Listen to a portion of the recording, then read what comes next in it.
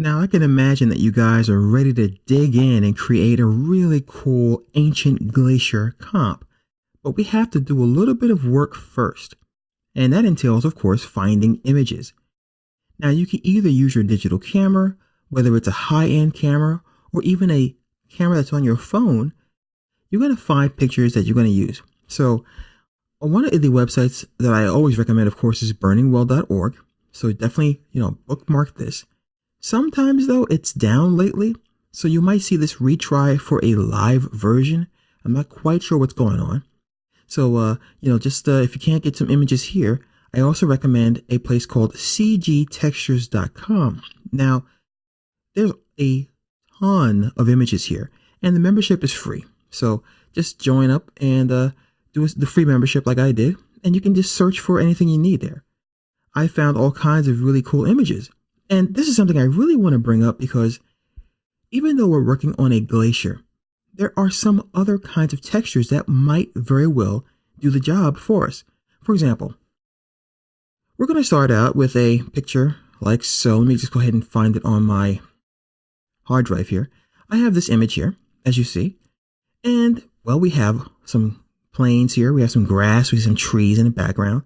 And I want to get rid of all that and make it pretty much icy and, glacier-y. So what I want to do is I want to think of ways I can get that snow there. So you have to think outside the box sometimes, and you also have to experiment because sometimes the craziest ideas actually do work. So I found a picture of some ice in a freezer, and that might work. It might not, but that's the whole point. We have to try. There's a picture of clouds, and I supply this picture for you guys, by the way. The other pictures I'm going to leave up to you guys to find because some other pictures I also got from CG Textures, and you're not really supposed to give those out. So you'll get this picture in the Ancient Glacier folder. I have this picture here, also from CG Textures, and it's just a sheet of ice. And actually, this might be from Burning Well. I'm not quite sure where I got this one, but we can probably use some perspective tools in Photoshop to stretch this out into the horizon. I have this picture here. This is definitely from CG Textures. And we have a nice mountain range covered in snow and ice. And once again, we could take this rock and probably stretch it out to give us that plain ground we want.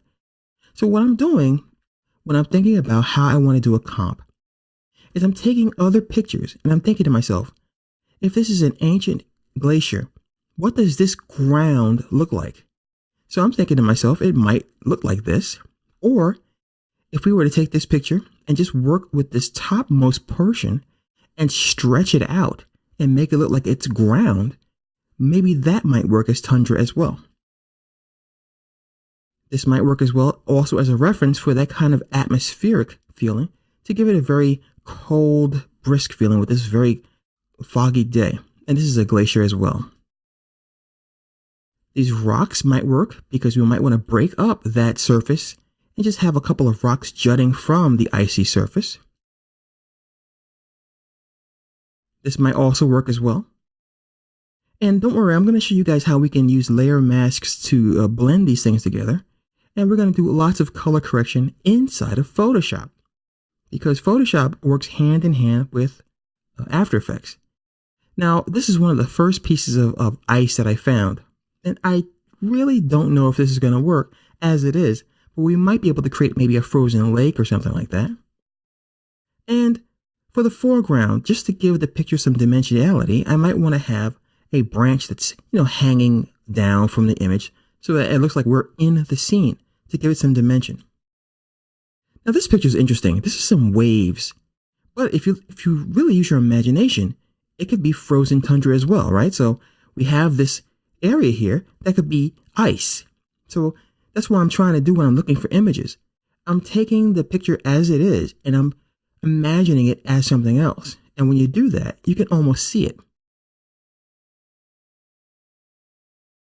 And here is another picture of waves. Of course, I wouldn't use any of this part, but this bottom part interests me because it could be frozen sheets of ice.